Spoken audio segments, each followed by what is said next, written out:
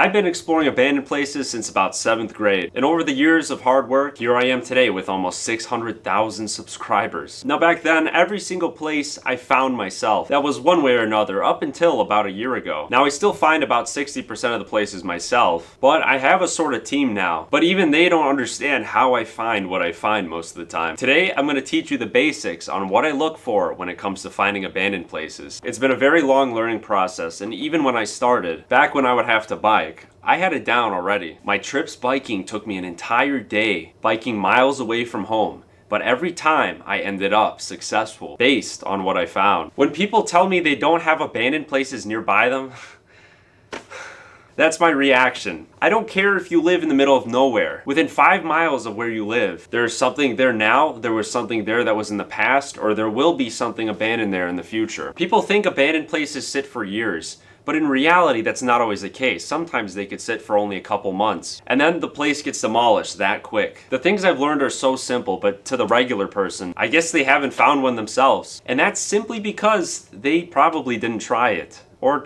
didn't try hard. Honestly, maybe they rely on others finding these places. And with the crowd that does that, by the time it's been passed around, the place was destroyed or somebody was caught there. And now you can't even go back because the owner is mad. And yes, every place has an owner, or a property manager, or just a regular citizen who doesn't want hoodlums around their area. But maybe in that case, the owner truly doesn't care about it. If everybody left these places exactly as they found it, and I mean like not even moving a speck of dust, or not being noticed by neighbors looking at the place, only then can you go back again and again and actually get to enjoy this place. They're gonna be eyeing the place a lot more for potential explorers. This is why I gatekeep. And sometimes I'll wait years to post the place. I want to enjoy the place myself or let another explorer that I trust in. Either I want to go back to this place sometime, or maybe one of my friends wants to go that I trust. Now that being explained, your best bet is to truly find these places by yourself. It's a complicated subject for me to explain only if you haven't tried. Even in 5th grade, when I couldn't leave my neighborhood, I still found places. I just couldn't go to them until later. Now, if a 5th grader knows this, I would say it's probably not that hard. Back then, in the back seat, I was looking at all these buildings on wherever I was being taken. Today, I'm still scanning every single building as I'm driving today. Now, for discretion purposes, guys, this is a joke. But wherever I'm driving, my eyes are not on the road. They're scanning the sides of the road, wherever I'm going. Obviously, don't do this. But this is how I find half of these places. It's completely by accident. People think I'm lying about it, but I'm not. But by around 7th grade, most of the places I saw in the car were pretty much gone by then. But now I was allowed out of my own neighborhood, and all I had was my bicycle. I mostly refused to be driven to my friends' houses. Rain or shine, negative 10 degrees or 100 degrees, I was still going out. Now on my way biking to gatherings and people's houses, I would see a couple places just biking by. Shortcuts through dead-end streets, even places in my own neighborhood I started to notice. But what really got me started was Google Earth on my desktop. Now back then, the satellite imagery was both high quality and recent. Over the years, the quality changes in different areas. It changes by year as well. For less populated areas, for the longest time, I mean some of this satellite imagery was 7 years old and hadn't been updated. Now Google has gotten better at this. But that being said, don't always trust what you see. Places you find could be gone before you even arrive. Now the reason I say Earth desktop is because different apps have different imagery, different years as well. In my area, sometimes Google Maps is stuck 2 or 3 years behind, and same with the Google Earth app on my phone. If you go to the historical imagery tab on Google Earth desktop, that's where you'll hypothetically find the most recent satellite images. Now that being said, does it matter too much? Not really. Many of these places will sit for years and they'll be seen on the old satellite imagery as well. I'm just putting that out there because I don't want to disappoint you. Places lived in on Google Maps that you see could be abandoned today, or they could be already demolished. Now the question you've been wondering, how did I find these places? Well, back then I started small, maybe a 5-mile radius around me. And already I had found some places on Google Earth. Places that I couldn't see them from the road, but I could see their roofs on satellite imagery. So I would bike there, I took my photos, and then I realized I'd run dry again. But I knew what to look for now, because I had success. So the radius expanded. 10 miles, success. 20 miles, success. Maybe even 30, success. I don't remember exactly. But by then, I had learned something. Pattern recognition. What to look for, where to look for, why to look. I got so good at this that today, If you showed me a piece of land on satellite imagery, I could tell you exactly what's going to happen to it in 5 years. And I'll be right. But now back to the first successes I had. I was looking for bad driveways, parking lots with grass growing through the cracks. I was looking for vines, bad roofs, piles of leaves that had kind of accumulated on these driveways and such. I'll show you exactly what I mean coming up, by the way. And also, these factors could be attributed to when I was out on the road. I would look for these things as well. But in addition to being on the road, I would also look for places that just hadn't changed much. I never saw activities. Nobody was ever there, sometimes for years. And disclaimer here, just because a place has these factors does not mean it's always abandoned. Oftentimes, maybe somebody uses this for storage, or they're simply too old, too poor, or too lazy to really care about their property. You have to always be 100% sure that it's abandoned before even walking up. Can you imagine running into somebody while outside checking if a place is abandoned? Or God forbid, even worse, the inside. Watch the place over months if you go. If nothing moves, maybe walk up, knock on the door, and take your time waiting. And if you do happen to peer through the window, do it for like a second. Somebody could be taking their time putting on their shoes or coming downstairs. If there's still no response, try asking the neighbors first. You could go and ask them what's up with the place. They would probably know. But if someone does answer the door, they might not always be friendly. And if you do talk to the neighbors, they might not even know what urbexers are. You have to know exactly what to say for every different type of person and for every different type of question. But I always have a response that's perfect. Many I might end up becoming friends with or doing business with, but we'll get into those responses in a bit. Now let's get into the examples. Now I'm gonna go to a random suburb in Chicago, and to make it realistic, I'm gonna try to find something I've never found before. I'm always finding new stuff every single time I look. So since this is the area I know best, let's check this out. And guys, I'm not even kidding, I'm completely randomly searching around here. I don't even know what town this is. Just down the street, I don't know what this was. But in such a clean suburb, this place really stands out. So this used to be some kind of nursery. Looks like they demolished the building. I would say that in fact is abandoned. Here's what used to be here. Like you see, they destroyed a lot of the greenhouses here, and this is all that's left for some reason. Maybe they used this building at some time. So we found one. How did we find it? Well, look at the grass growing through here. That's a pretty dead giveaway. This is going to be the most common thing you guys are going to see. Now this was a recent street view. It's important to check if they were recent or not. It could be older and the place is still lived in, or it could be a newer image and the place is already demolished or fixed up. So that's a good way to tell. The satellite imagery isn't always accurate. Depends how recent the street view is. We're going to find a new spot. So we're going to go to this kind of industrial area.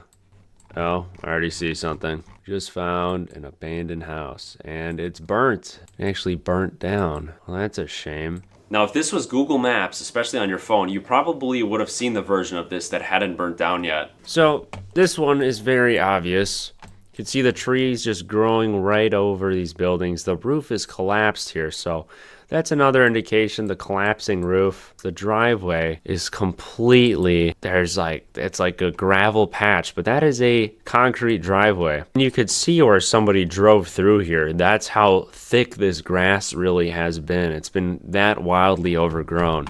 But probably a year ago, this place was still here. Maybe even more recently, like a couple months ago, this burnt down. Who knows? I didn't really check the dates. So our next method, we're going down to New York area, and we're going to just look for some random mansions. So this satellite imagery is going to be kind of bad, but we're going to still roll with it, okay? We're going to see what we can find just to prove to you guys. Even you guys can use some bad satellite imagery and find stuff. Okay, it looks like we found something here. But this is the biggest giveaway here. You could see the leaves have piled up onto the corner and everything's cracked. Here's our example of a pile of leaves. Just keep in mind, some people don't use their tennis courts or pools. Now to make it a little easier, we're gonna do this and get a better quality image from a little bit way back a couple years ago. This is 2022. Okay, this is definitely abandoned. There's never been cars here. The pool has literally been empty this whole time. And yeah, this just looks terrible. So even with the difficult satellite imagery, you could kind of tell. So there's a good example there. In some areas, I've noticed the satellite imagery is horrible, especially if you just have a phone. But I'm gonna prove to you that it's still super easy to find these places. and most people are going to be using their phones anyways. So if it's hard to see stuff, do not give up. We're going to go back to 22 just to make it easier for you guys. So now most of these areas, I mean, most of your views are not going to be this good. It's only a couple times every couple years that the satellite imagery really turns nice. But you see, I was looking at this roof here, but these kind of 70s mansions, they tend to have water buildup, but they don't end up leaking. They have little drains here, so this is really nice too. Nice driveway. I wouldn't say so. Okay, but not abandoned. Driveway's perfectly fine. Roof is fine. Even there's leaves on here, but you know, it's just the normal fall leaves falling down. Roof here does look a bit shabby, but if you go forward in time, looks like they actually ended up fixing it. Especially if you guys like live in this area, you're gonna want to look at each house a lot more closely. I have the whole United States, the entire world to look through. So this is what I'm going to be doing. I'm going to be scrolling a lot faster than what you guys would normally do, you locals. But if I was you guys, one of the locals, I'd be watching these areas very deeply. And what's up with this? Once again, the pool is empty. There's a car here, which is weird, and the grass is mowed. But then there's another car here with a tarp. This one I would have said 50-50, but the leaves kind of on the side of the driveway and the car that was there abandoned makes it kind of a likely contender. Just for curiosity purposes. Oh! So it was abandoned. I missed that one. So, proof that this one was abandoned. I was going for it. I was going to be like, this is either a landscaper or this was the last year it was lived in, and it was on its way out. They ended up taking that car out, though. Now this place was definitely abandoned for a time before it was demolished. How long? I'm not sure. Alright, we're just going to go to a completely new area now. I don't know what would be a good example. Okay. We're going to go to Toronto. Now it's going to be a little bit different than the United States, abandoned-wise, but trust me guys, okay. This looks abandoned. You could see the grass is really bad compared to this one. It's like all not taken care of too well. But then again, this one is too. Looks like they don't use the back like they do this one. You might have thought this place doesn't immediately look abandoned. But here's the thing. Why not investigate everything? A simple street view will confirm your suspicions. Let's just make sure. This is our little second guess here. And it's abandoned. You can see the grass. Just like that. Boom. Literally like 1 minute in Toronto, I found an abandoned house. Scroll completely out of there. Where are we going? We'll just go somewhere completely new. What do we got here? And it's abandoned. Look at that. So, how was I able to tell? Very faintly, you can see cracks here. Compared to this, for example, this is pretty bad. It looks like this road hasn't been used in a while. They do mow the grass, so it's going to be a lot harder to tell. You can see how more clear it is with these images here where it's really bad. Okay, and that's like a congested area. You can find stuff in congested areas. It's just a lot harder on Google. So that was hard mode. This map is hard mode, guys. I'm not going to lie. But this is probably what you guys are going to see is these low quality maps every couple of years, and that doesn't mean you give up. This place, well, someone could still live there. It's a bit concerning. This was taken 2018, so there's no way to tell. Okay, this, at least this, has to be definitely abandoned. There's like development going on here almost. It's like something was, it looks like kind of a wasteland here. Like they did construction here, but then it went away. Like maybe this is going to be a future project for something. And this house is sitting abandoned because somebody wants to build here. This is from 2022. And here we have it. Another abandoned house. That's a farmhouse there. You can see they are building a project because there's this thing here. Little thing for the developers to hang out at. This is definite proof you don't need high quality images. You just need a brain. Alright, let's go back to Chicago. So just so you guys don't get any ideas, we're gonna go back a couple years and we're gonna go to Barrington Hills. So this area, I think, had a lot of places that were starting to feel the pressure from the recession. And probably a lot of them were already decaying from then.